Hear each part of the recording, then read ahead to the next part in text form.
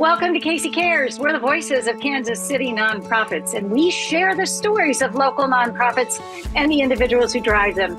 You know, at Casey Cares, we connect the nonprofit and business sectors to enhance the quality of life in Kansas City for both our residents and our visitors.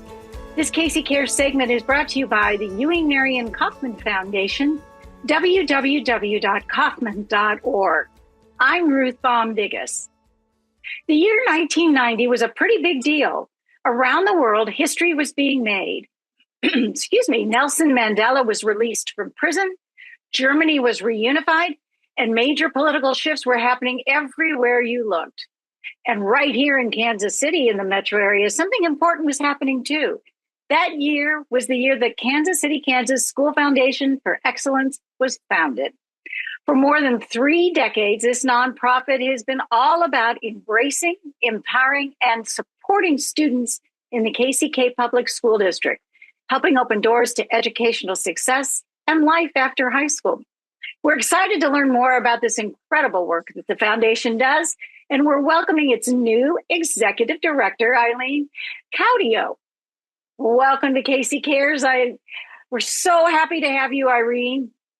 Thank you. Thanks for having me, and thanks for allowing me to tell a story of, just some opportunity that we want people to understand the work we do, but the importance of centering young people in the why.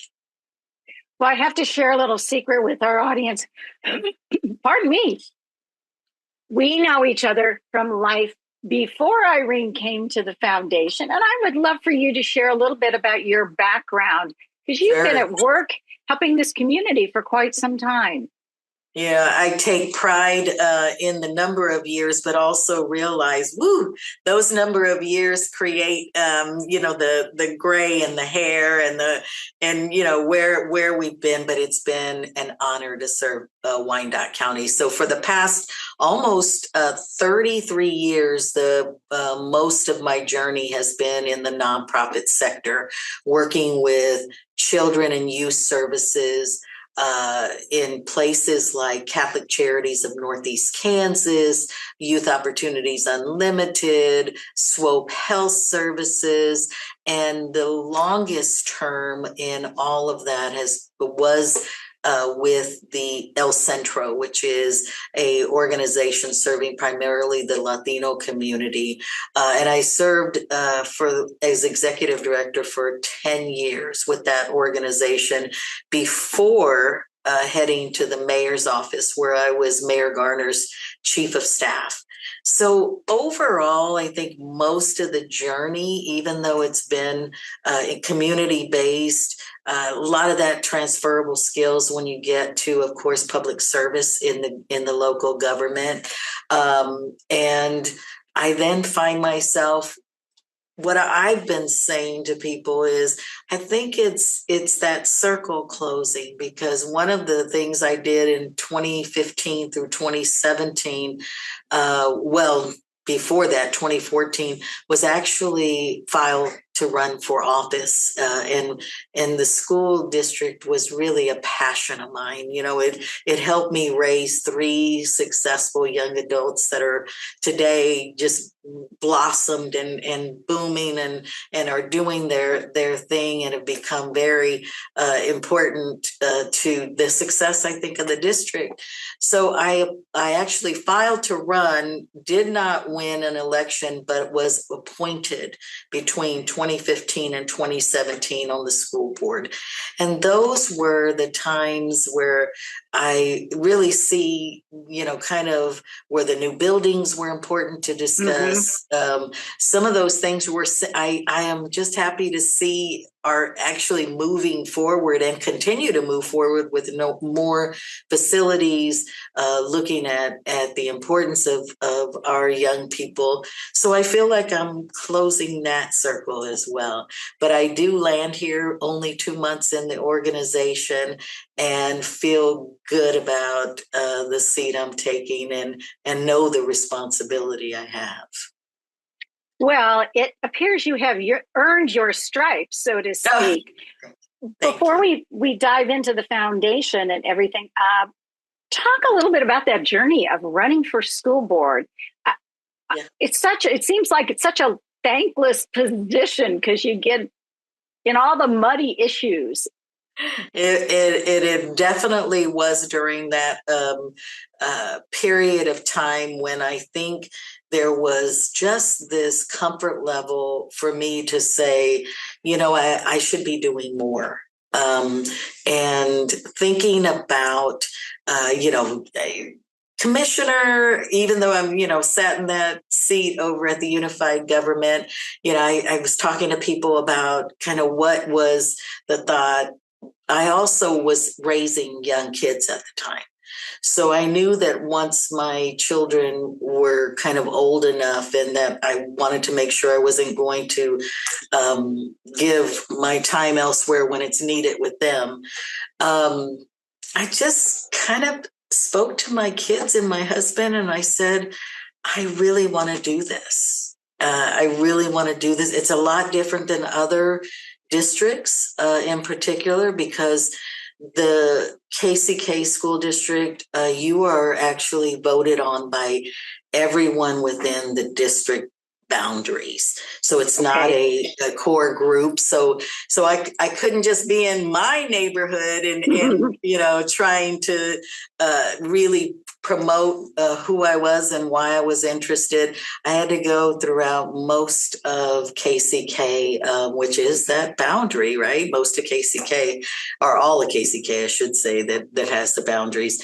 And it's a campaign that's important. People need to understand, not just your work. It was about kind of your ability to make sure you were centering every, young person in the school and I very much wanted to value how I spoke to parents about the ability to make sure that I was doing this for all the right reasons, which is, our school district definitely was growing in the Latino community.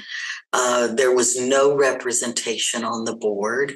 And so it wasn't that I couldn't be very much involved in help and supporting the growth that was happening with the Latino community, but my past contributions in the work that I was doing very much showed that it was about all families and young people. So it was some of that, making sure that people understood that, I was with El Centro at the time. My voice wasn't just going to be with the Latino community. My voice was going to be with every student, every parent, and every teacher in the district. And really valuing the advocacy that I could help in moving things forward. I loved the experience. So campaigning was hard because I didn't really get on the board. But because there was some turnover and some health issues with a board member, the board gets to really just kind of interview and decide who comes on. And I got that experience, and I did. I loved and valued every bit of learning about schools, the needs, and really making sure that we were centering students in the district. So I will tell you that I love going to the meetings. It's almost as I had been to meetings, of course, since I left, but not as consistent. And I love just kind of hearing the success, the incredible work that the district is doing, new schools that we started way back when, that of course our students and families deserve, and it just makes me feel like I'm home. Well, but then you took that sabbatical to go really play in politics with the mayor. So. And it's such an interesting form of government. It's different from most of the metro area. But for purposes of the foundation, what were the things that you've now been able to take from being chief of staff for a mayor of a major city coming into the foundation and educational space again? Most definitely that politics is everywhere. Politics, you don't have to master by any means. I tell people this because it's in every facet of what we do, but there are strengths in local government that sometimes can hinder a process, can delay a process, and then the bureaucracy that happens, to get things done. So what I would say is I'm bringing most definitely less of a stress on those two particular, even though they're still embedded in I would say the system of the school district, system of anywhere, but you learn a lot in regard to the patients and the work you do to kind of work through some of those things, because I'm in another system. It's a school district system, has both of those things. I'm not trying to trick myself. What I know is that in some cases, or many cases so far, I know that there's kind of a difference. I will be running or leading a nonprofit who is a support organization for the school district. So in a lot of ways, school district is going to run the way they're going to run.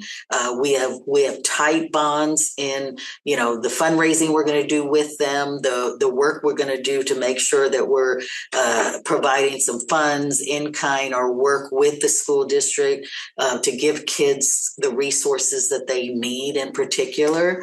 But again, the nonprofit piece of it allows me to kind of have less of the bureaucracy and less of the politics that kind of can be, kind of strain your work and your ability to do work. Didn't mean I didn't love it. I loved it. I love working for Mayor Garner. I loved working with particularly the staff at the UG. Everyone has, but it's just a slow kind of moving. And I think our piece of it and our ability to be able to do some of the work that we do won't be slowed down by any means. The idea is that many of the school district employees and the superintendent realize that because we are a 501c3 and in some particular aspects of the work, we can do it quicker and, and still be, of course, in compliance with everything that we do, but we're going to be a little bit quicker to be able to do the work, be able to get resources to, because of just a system like the school district. So I think that transitions me into, I know the system I'm going to be working with, but I'm going to have at least some authority to be able to kind of bypass some of what was at the political and bureaucratic kind of pieces that could be in a system. You get to tap dance on your own. I do. Bring in a partner. We're talking with Irene Caudillo. She is the new executive director of the Kansas City, Kansas Public School. I'm really messing it up. Help me out. That's okay. Kansas City, Kansas School Foundation for Excellence. For Excellence. There we go. All right. Well, let's talk about exactly what the foundation is and does. Sure. And I think it's really important that, I have been talking about our mission so much because, that's the foundation of how we're going to operate. So the foundation really believes that all students deserve an equal opportunity to reach their potential in all educational and personal endeavors. And the foundation really strives in a lot of ways to provide support and enhance those experiences. So the foundation really has a why. So our why is, we're not a Shawnee Mission, we're not an Olathe. nothing against those schools, but when you think about the resources that they have just in the school alone, the foundation is really about removing barriers and really amplifying possibilities and ensuring that every student, really regardless of their circumstances, has access to resources. So one of the things that we do is we have annual events. And these events, not all events are fundraisers. In other words, we're raising funds for scholarships, and we're raising funds for, in particular, scholarships for 12th graders that are going on to post-secondary or training and those others, like, so but what's important is that we kind of, so we have these ones that help us raise funds for the scholarships and giving to either particular school or a particular project or those kinds of things. We work with the school district to do that. But then we also have these programs that in particular are really trying to uplift. So we're really honoring every student who's been nominated as a student of the month, but didn't get to go before the school district, right? So because there's so many are nominated, but not all of them get to shake the hands of the superintendent or get to see the board members. So we want to uplift those students as well as those teachers who have been nominated to say, we're gonna let you shake the hand. We're gonna give it, but we're gonna do it in a way that is honoring all all of you, and not the fact that you didn't win that month or you didn't do that one. So what's really important is about celebrating students, celebrating teachers, making sure we raise money with community partners to fund some important things. So we have a spring scholarship reception. We give about $105,000 in scholarships a year, and they range anywhere between about $1,000 to $5,000. Some of them are endowed, so some of them are past principals or teachers that have, said, I want in my name, and they give the amount every year that they're going to give. But we try to make sure they're as close to 5,000. We want to really make an impact. And that's probably, that's anywhere near over 40 scholarships that we've been able to give during the year. And that grows every year because our intent is to make it grow. We raise money through our golf tournament to fund those, and then those endowed make up about 105,000 on a given year. And then we have Student of the Month recognition that I told you about. That's really honoring everyone that was doing. We have our back to school fair and health fair. This is really a community event. This actually, I'm going to tell you, when you talked about 30 years, this actually came out of an organization I worked with before. The Back to School Fair has now come back again in a circle for me. So I really appreciate that. And it is really about every Wyandotte County student and family. So it is about backpacks to get them ready for the year. Immunizations, haircuts. It's about giving them some resources from within our community that come and share. But the idea is making sure that they get ready for school. We have our Partners in Excellence annual breakfast. That's also that opportunity to thank the sponsors, but also remind them.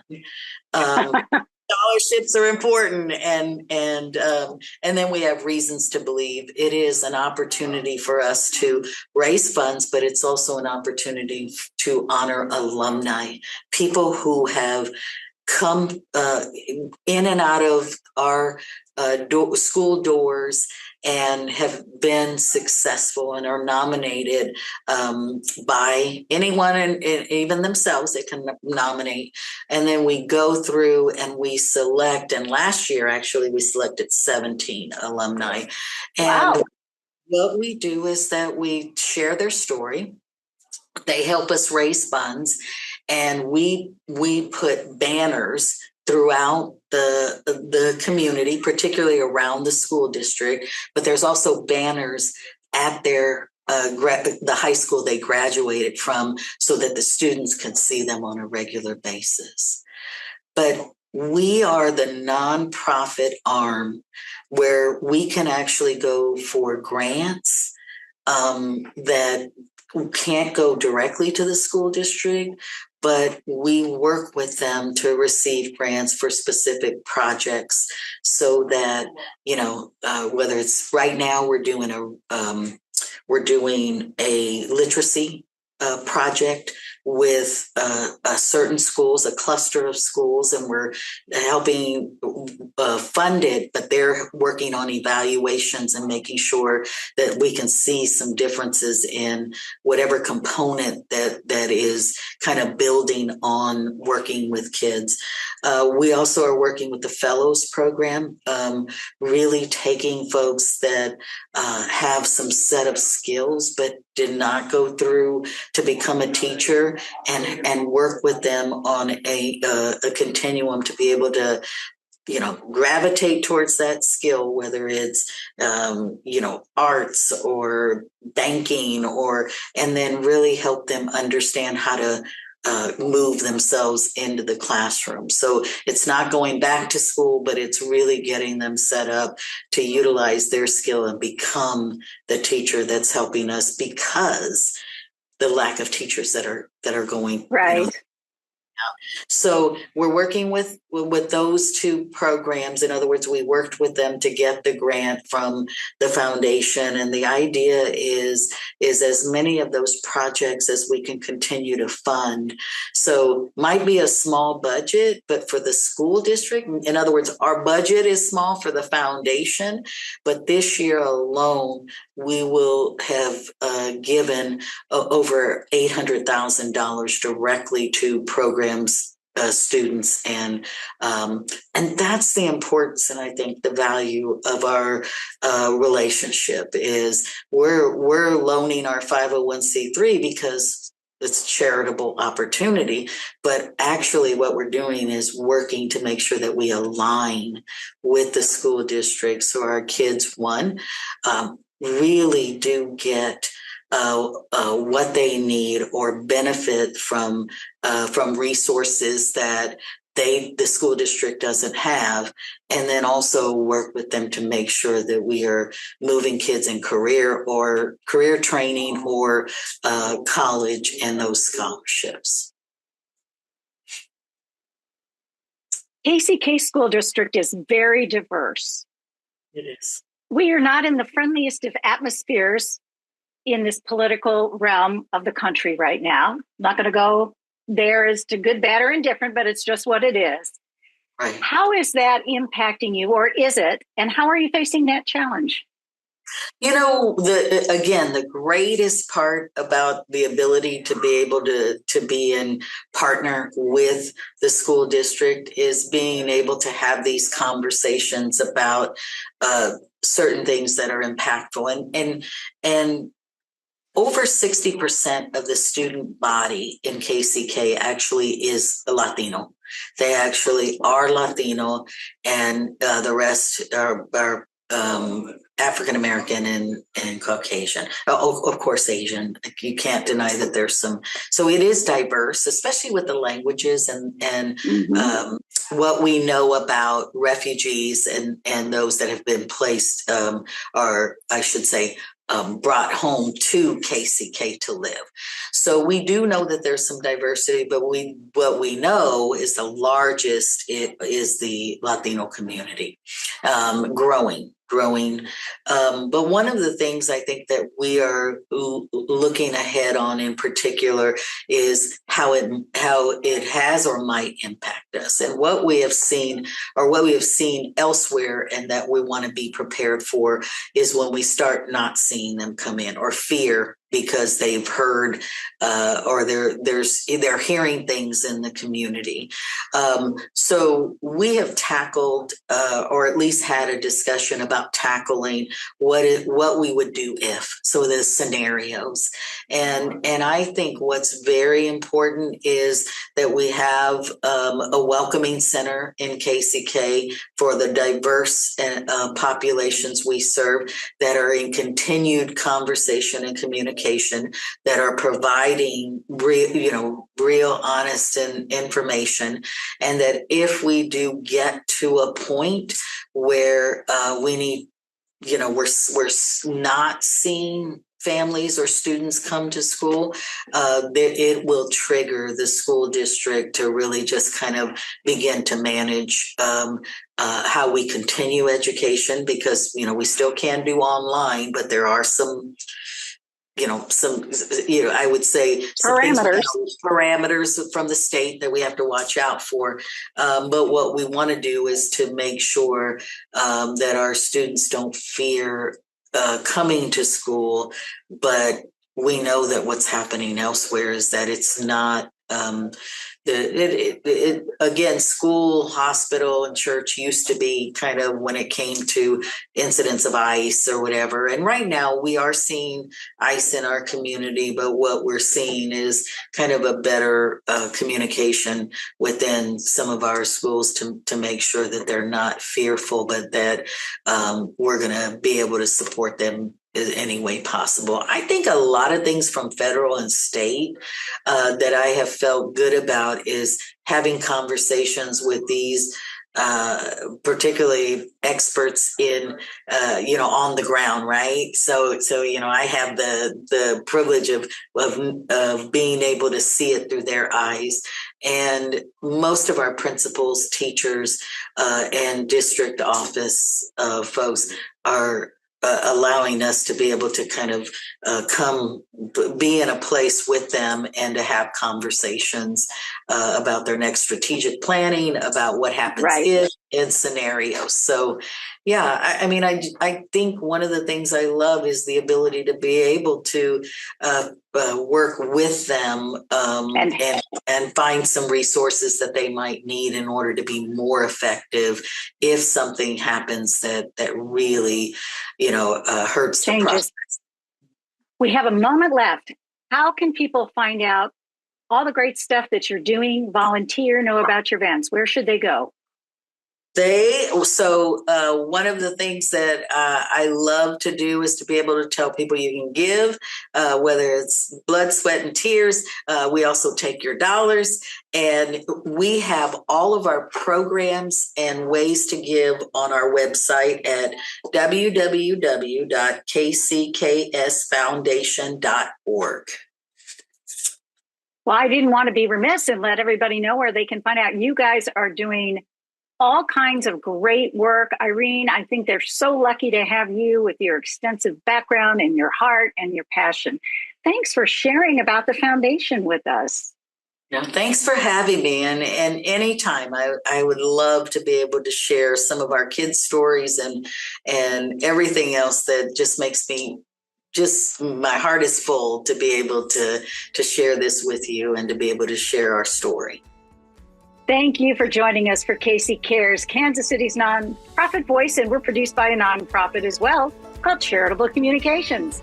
This KC Cares segment was brought to you by the Ewing, Marion Kauffman Foundation, www.kauffman.org. If you'd like to be a guest or to know more about us, you can visit our website, which is kccaresonline.org.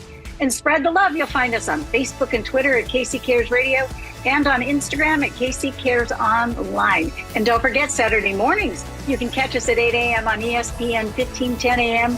and 94.5 FM. Thanks for joining us on KC Cares.